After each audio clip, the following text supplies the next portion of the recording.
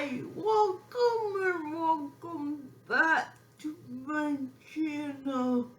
I'm glad you're here. Today I thought I would go in a little more detail about what cerebral palsy is.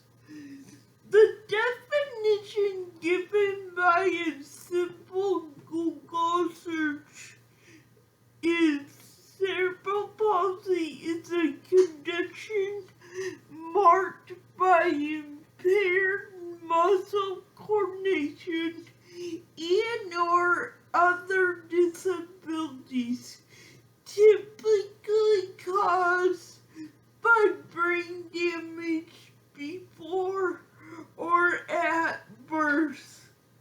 I personally like the definition of brain damage occurring before, during, or up to 2 years after birth. Yes, most cases are caused by brain damage before or during birth. However, there are some cases caused by brain damage occurring after birth. I have personally heard stories of people getting cerebral palsy after they are 1 year old. I just tell people that CP means I have brain damage that occurred around the time I was born. There are 4 types of cerebral palsy. The most common is spastic CP, with about 80% of people with CP having this type. This type results in muscle stiffness or spasticity, and it is caused by brain damage to the cerebral cortex. The next type of cerebral palsy is dyskinetic or adult CP. About 6% of people with CP have this type. It results in involuntary movements, and it is caused by damage to the basal ganglia. The next type of CP is ataxic CP, with about 6% of people having it. It results in shaky movements. It affects a person's balance and sense of positioning in space. It is caused by brain damage to the cerebellum. The last type is the mixed type. It can be a combination of all 3 previous types. When I was diagnosed, the doctor said I had spastic cerebral palsy. But in my college years, I learned that I probably had adult CP. The hallmark of adult CP is when the person talks, he or she moves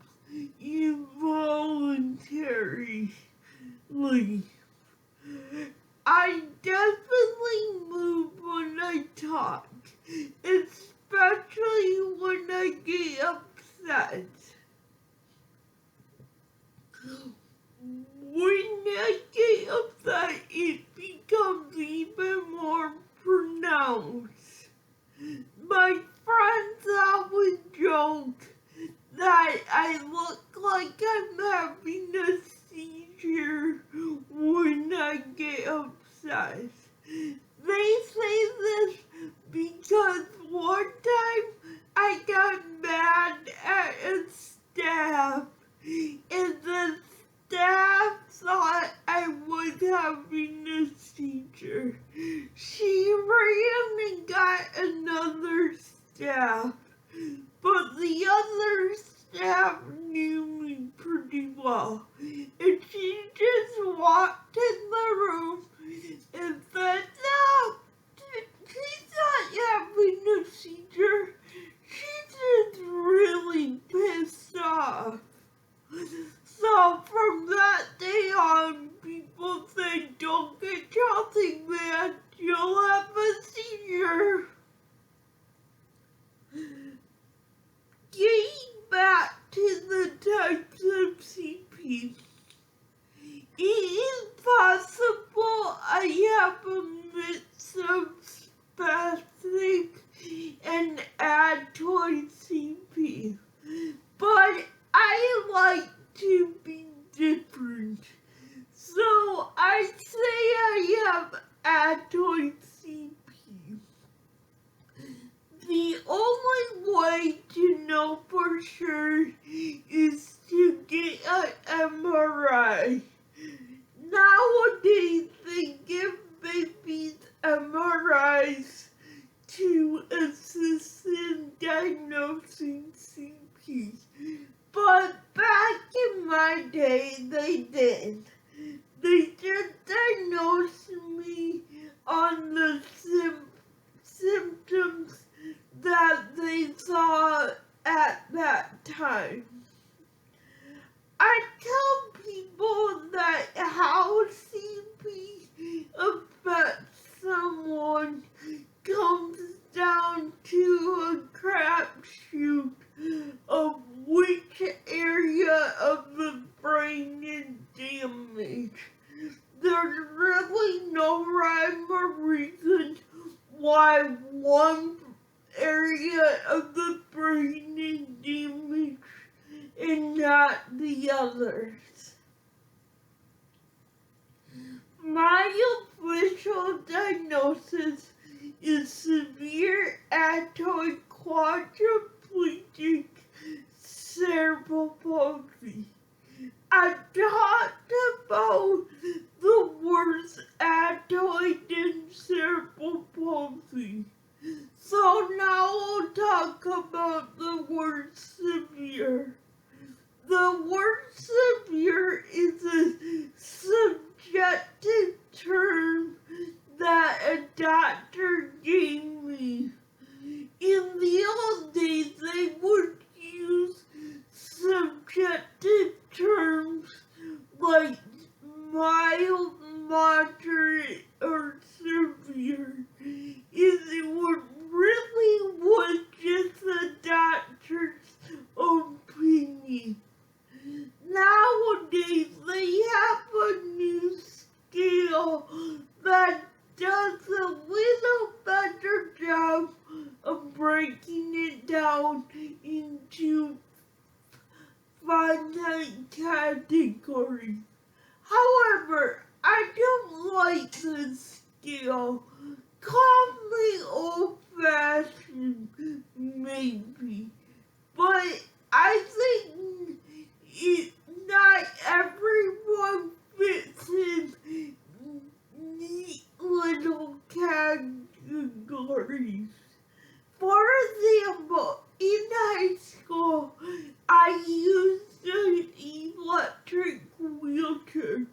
So according to the new scale, I would have level 4 cerebral palsy. But also in high school, I could walk a mile unassisted. So according to that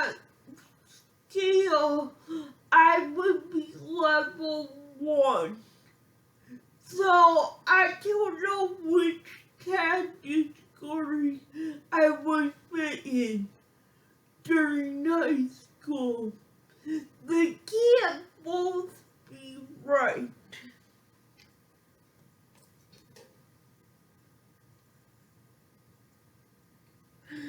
I'm sure most of you know that quadriplegic means all four of my limbs are affected.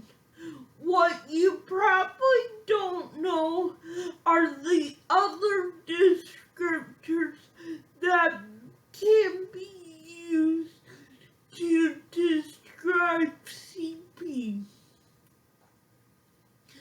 There is hemiplegic, where one side of the body is affected, one arm and one leg. Hemiplegia is the most common presentation of CP. Or there is diplegia, where the legs are affected, and to a lesser extent, the arms are affected. These descriptors are only used to describe spastic cerebral palsy. The other types of CP always affects all four limbs. Just some facts and figures on cerebral palsy.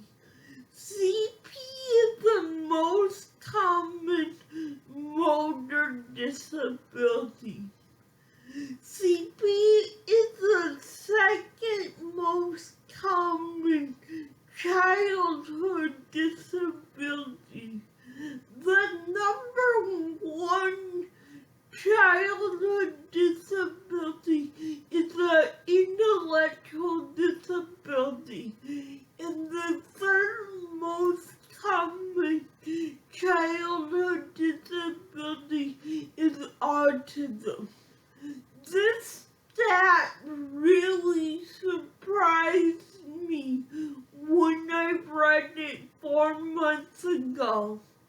I had no idea that CP was more common than autism. I think it's because in recent years there has been such a big push for autism awareness that I, and I'm sure a lot of other people, thought autism would be higher on the list. I think autism awareness is great. I don't begrudge it one bit. But as someone with CP, I would like to see more campaigns on CP awareness. For example, I bet many of you know that the ribbon for autism has puzzle pieces on it. But can anyone tell me what color the cerebral palsy ribbon is? Or did any of you know that cerebral palsy even had a ribbon? The answer is the ribbon for cerebral palsy is green. I didn't even know cerebral palsy had a ribbon until 2 years ago. Another example. I bet most of you know that people with autism have a hard time with long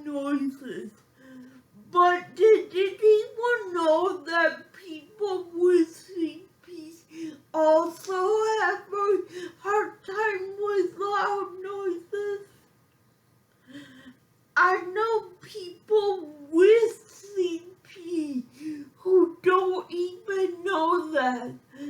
They just think they're abnormal. I have seen messages from people with CP asking if anyone has a problem with loud noises. I say no, they're not abnormal.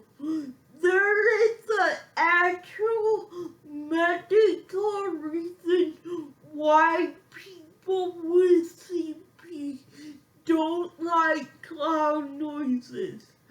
I'm going to do a whole video about it, but it comes down to the startle reflex. The startle reflex is a reflex babies have to alert them to danger. It usually goes away when babies are around 3 to 6 months old. But for someone with CP, for unknown reasons, it never goes away. So someone with CP reacts to loud noises just like a baby would. Back to CP and autism. I want nobody to misunderstand me. I'm not saying autism awareness is bad. I think it's great. Anytime people can have disability awareness, I think it's a good thing. But as someone with CP, I would like to see CP awareness get to the point where autism awareness is.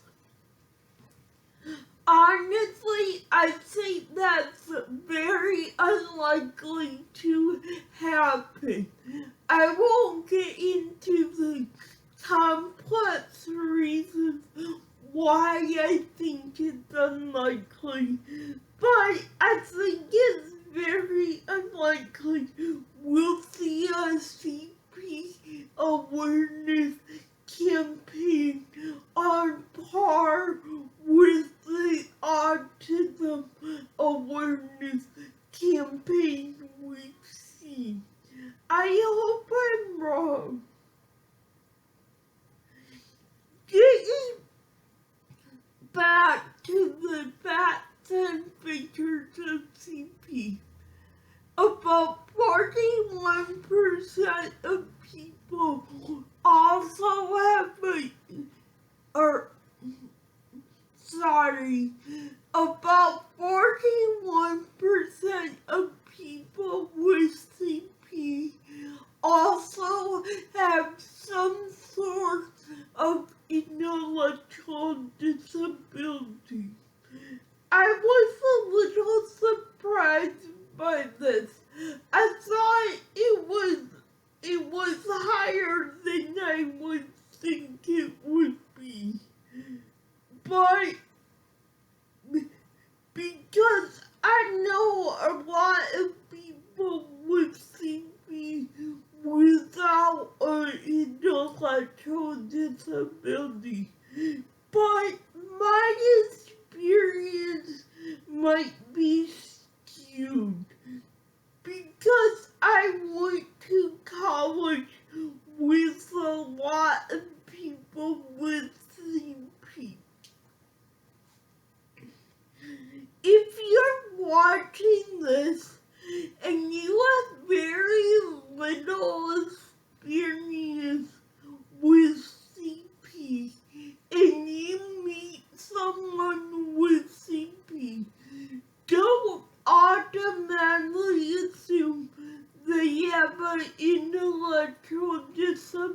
Palsy.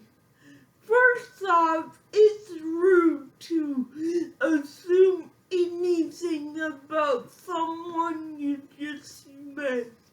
Secondly, according to the stats, there's a 59% chance you're wrong and the person doesn't have an intellectual disability. I wouldn't want those odds when I'm meeting someone for the first time. Well, that's enough facts and figures for one day. I have other information, so I might do another video about cerebral palsy. But I kinda got the theory that only people with CP think this is interesting. I could be wrong. Let me know in the comments if you find this interesting and if you would want me to do another video on CP. Also, let me know if you thought any of these facts or pictures were surprising. Were you as surprised as me to learn that CP was more common than autism? Anyway, if you like this content, you know what to do. I would just say right now we have 50 subscribers. I would really like to get that number up to 100. So if you could help me out with that, I would really appreciate it. If not, that's okay too. So, for now, goodbye, and I'll see you in the next video.